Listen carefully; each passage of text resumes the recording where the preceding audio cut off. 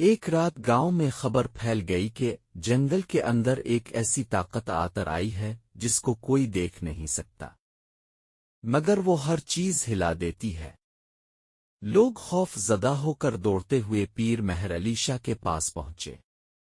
سب کانپتے ہوئے بولے، حضرت، کوئی چیز نظر آئے بغیر درخت گرا دیتی ہے، جانور بھاگ رہے ہیں، کیا یہ جن ہے یا کوئی اور طاقت؟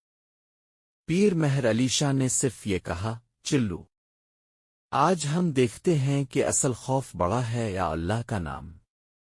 رات کے اندھیرے میں آپ اکیلے جنگل میں داخل ہو گئے، لوگ دور کھڑے دیکھتے رہ گئے۔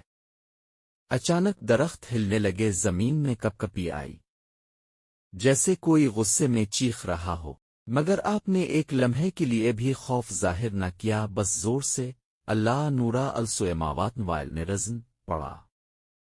اگلے ہی سیکنڈ عجیب طاقت تھم گئی، وہ رک گئی، درخت سیدھے کھڑے ہو گئے، جنگل موت کی طرح خاموش ہو گیا۔ پیر مہر علی شاہ واپس آئے اور فرمایا، جس دل میں اللہ کا نور ہو وہاں کوئی اندھیری طاقت ٹھہر نہیں سکتی۔ گاؤں والوں نے اس رات سیکھا کہ خوف چیزوں میں نہیں ہوتا، ایمان میں کمی میں ہوتا ہے۔